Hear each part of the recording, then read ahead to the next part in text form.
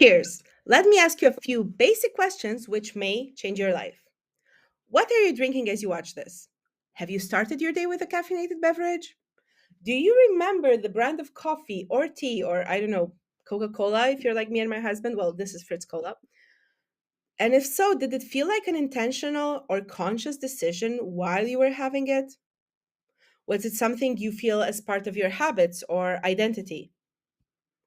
What about when you bought it? Was that intentional? Habitual? Wait, hold on to that thought. Before we go on, I need to tell you a bit about myself. 15 years ago, I was studying in Germany. I'm originally from Romania, if the accent didn't give it away. And like most students living on campus, I had little budget for pampering myself, like little. So on a random Tuesday evening like this one, you'd find me putting my dance training to good use, trying to fold in half so I could wax off various less visible regions of my 20-year-old body. You see, as a kid growing up in post communist Eastern Europe, I spent a lot of time watching US TV channels and reading girly magazines, and then, well, YouTube. So I had no doubts about the absolute necessity of becoming a pretzel shaped person just to make sure that all parts of me were hair free. What I did not know at the time was how recent that concept of beauty was to the developed Western world. At the outset of the United States, leg and underarm hair removal was not a common practice for women. In fact, body hair had been viewed as a boon by Caucasian people, and therefore removing it was not an imported practice from European settlers. However, something shifted in the local culture which reset the definition of femininity. While in the Victorian era femininity was a matter of moral character, the body itself became the fashion in the 1920s. And I'm quoting Jay Bramberg from the Body Project. But why? And how? Well, at the time, men had already been shaving at barbers' shops and later at home. So when Gillette introduced a disposable home use razor in 1903, men represented the entirety of their market. And I can only imagine that that was not enough. Someone in charge, I guess, decided that they needed more. But a female market for hair removal products did not yet exist in the United States. That market had to be created. And how do you create a market? Well, ask a marketer. First, you need to create a problem. Then, you need a channel to reach people so you can persuade them that they have said problem. And that's what Gillette did. The problem was easy. Women started wearing sleeveless, and our armpit hair started showing. And the channel to reach us, well, it was driven by the rise in women's magazines. They showed ads where underarm hair was called objectionable, unwelcome, embarrassing, unsightly, and unclean. And its removal indicated a person who had charm and was modest, dainty, and perfectly groomed. Which one of these would you rather be labeled as? I know what I'd say. And so it went with shorter skirts, we had leg hair and bikinis, well, you can guess.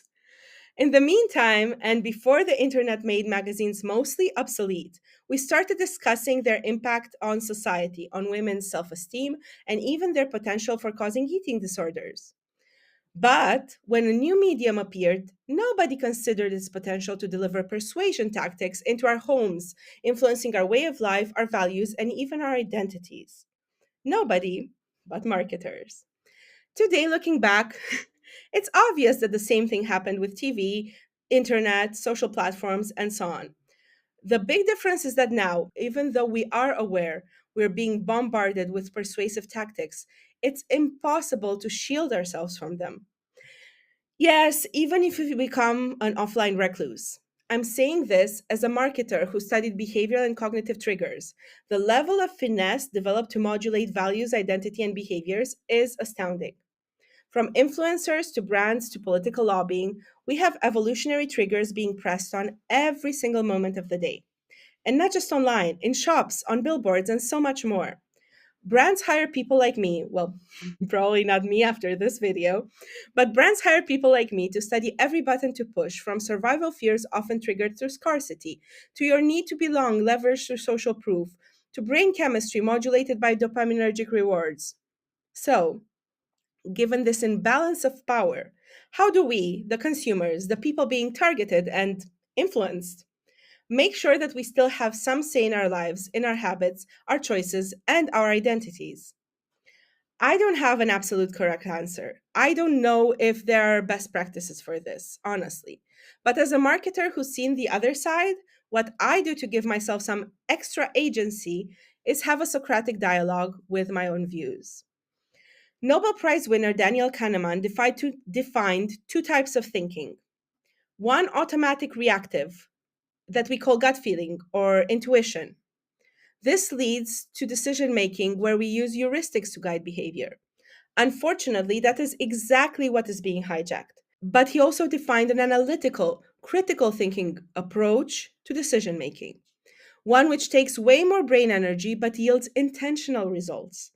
However, you cannot examine every stimuli and every minute decision you make every moment. It would be so exhausting, both because of our brain chemistry and because we live in an environment built for this to fail. So, what I've done and what I recommend you try to do is build a new habit, a habit of challenging our own beliefs. Similar to Plato's dialogues, I'm talking about literally asking yourself, why do I believe what I believe? Who benefits from me feeling this way, especially when I feel strongly about something? And where does this habit or value or decision initially stem from? And was it strengthened by factors outside of my own judgment? I know many people perceive those who stand unwaveringly on principle as strong and morally preferable, but I would beg to differ. In a world where our beliefs are being targeted with marketing every waking moment, updating beliefs based on introspection, scientific evidence, and critical analysis is probably the only way to get closer to having a genuine identity that you had at least some say in. Welcome to Ask a Marketer. I'm Kathy, your host, and thank you for listening and questioning.